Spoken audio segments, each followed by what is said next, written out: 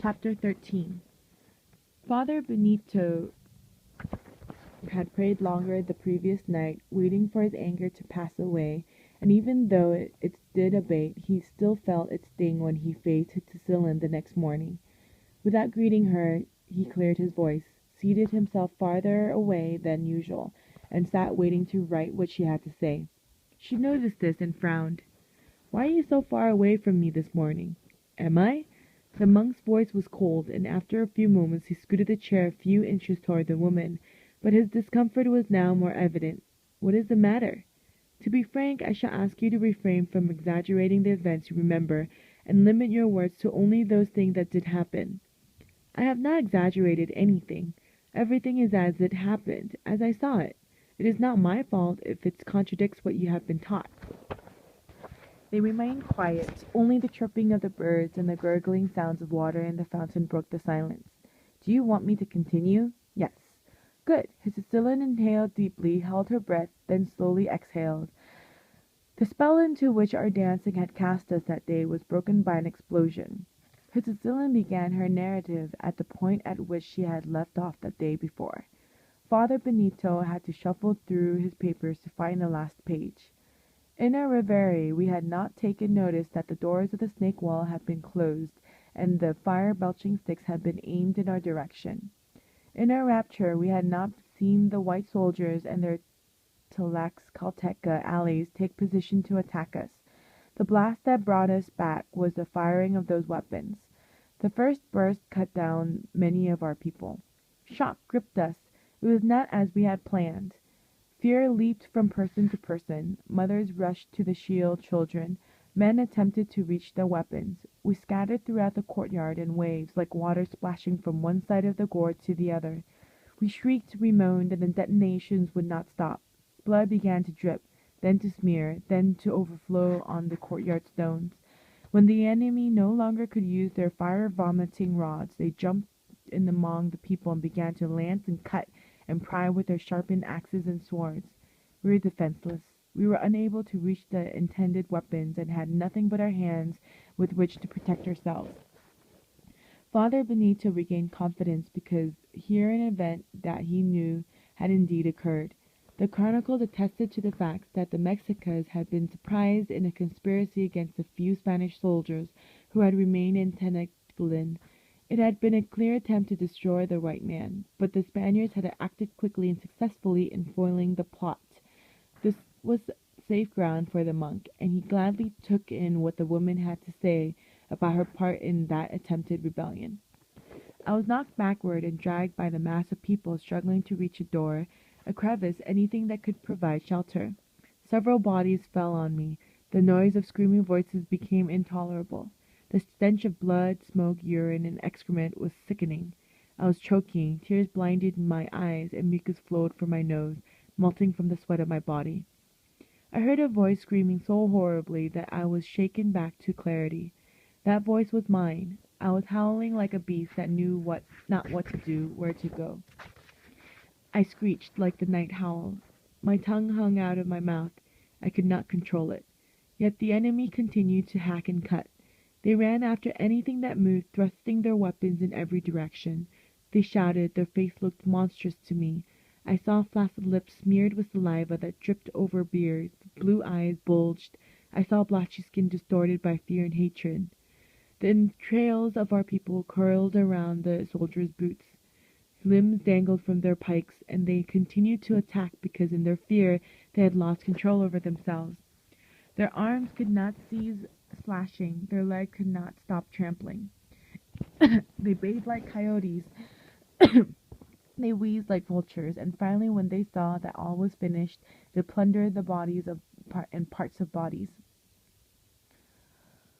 They filled their pockets with anything that was gold, earplugs, necklaces, ankles and wrist bracelets, headbands and brooches. The greedy white men stole everything they could, loading themselves so that they could hardly walk. Benito's anger returned because he was certain that she was intentionally exaggerating the details. Most of all, he resented her portrayal of the Spaniards as greedy beasts. "Why are you making it sound as if the Mexicans were innocent and unjustly treated?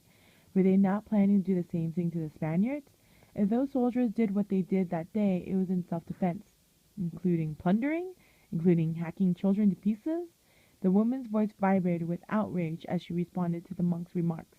He didn't answer because he felt himself on the verge of walking away from her, never to return.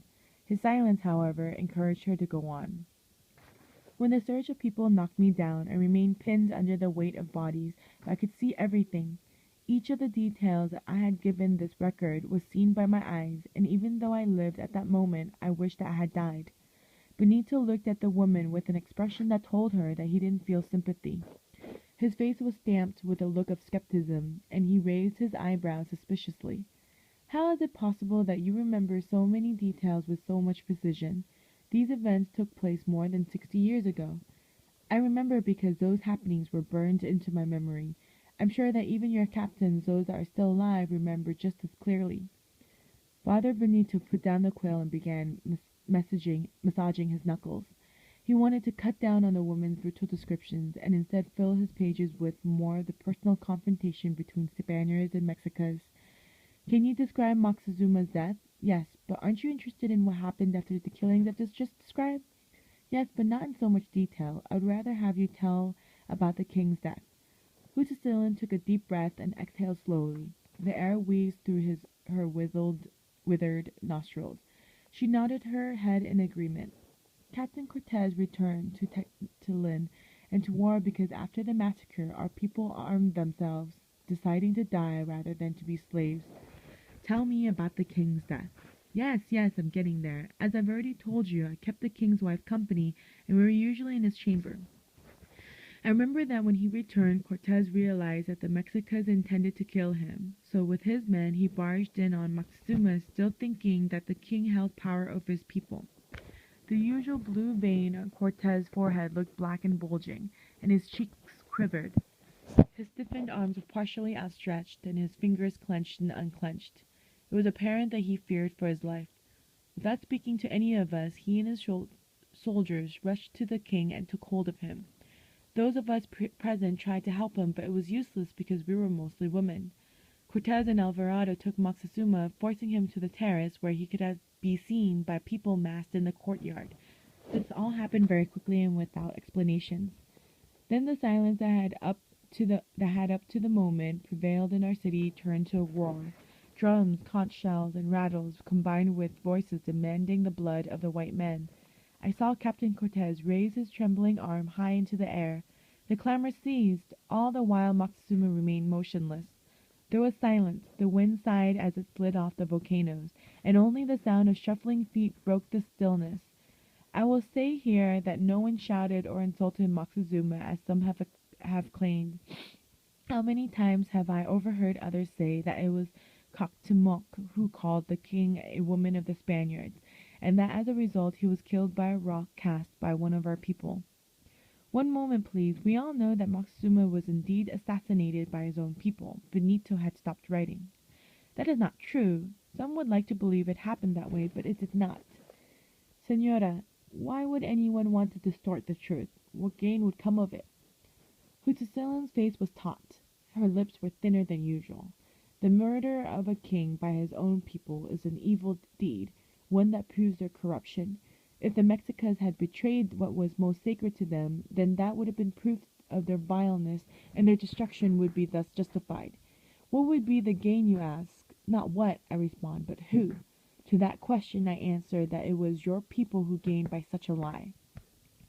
Here is how it happened. When Moctezuma stepped into full view of his people, he was met with silence because everyone was shocked by his appearance. By that time he had deteriorated beyond belief. His limbs had withered, and his shoulders were slumped. His face was drawn and lined with countless wrinkles. His mouth was a thin line outlined of what it had once been. His eyes were hollow sockets. Their fire was extinguished. All that could be seen in him was grief. His hair hung limp and slicked against his skull. In truth, no one spoke. Cortez turned his head from the people, then to those of us on the terrace, then again to the people. It appeared that he wanted to say something else, either to us or to the masses, because his mouth opened and shut repeatedly. When our people realized that Moctezuma was nearing death, their screaming began. It was then that Cortez lost courage and suddenly withdrew back into the chamber. Once inside, he turned to his captains and through clenched teeth muttered, "Take care of this dog." "No, this is another of your inventions," Father Benito challenged the woman with a raised hand and finger that nearly grazed the tip of her nose. "Everyone knows that Captain Cortez never gave such an order." "Oh, but he did. I was present. I heard it with my own ears." "You're lying." Getting to his feet, Father Benito began to walk away from Cecilin, but something held him back. A thought flashed through his mind, suggesting that what she had said was not impossible. Cortez was known for having made several shocking decisions. The priest stopped where he was, mulling over the possibility and impact that it might have on his document. He turned on his heels and found the woman's uplifted face. She was gazing at him. Her expression told him that she knew his thoughts, but he returned to the chair anyway. When Cortez left the chamber, 3 of his captains remained. One of them was Baltasar Ovando. They had their orders, and those of us who had remained in the room knew what was going to happen. Moctezuma's wife tried to shield her husband, but one of the Spaniards hit her on the head, and she died instantly. When I lunged forward to help her, the same man swung out but missed my face. Balthazar and the other man forced me aside, and when my eyes met those of the man with whom I had lain, he said nothing. He only stared back at me with vacant eyes. It was Balthazar who took hold of Moctezuma and dragged him across the floor to a corner where he pulled his dagger and plunged it into the king's neck, chest, and stomach. Moctezuma remained silent. The only sound came from the mashing of the knife against his flesh.